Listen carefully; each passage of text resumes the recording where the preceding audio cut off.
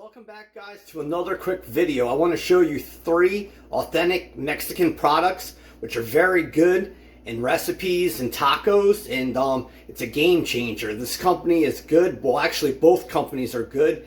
And take a look at this video, and after that video there will be another quick video on how to make a chili garlic taco from it. Peace, love you, bye bye, Dan Soy.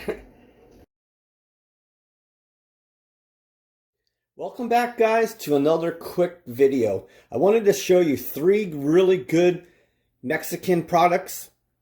They're really good quality and they taste good. They're perfect for all kinds of tacos, fajitas, and even Taco Tuesday. So we have this chili garlic hot sauce.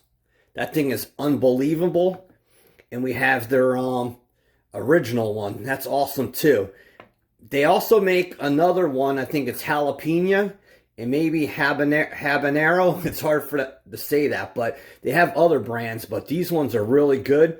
And then we have these really high quality Mexican soft tacos, tortillas.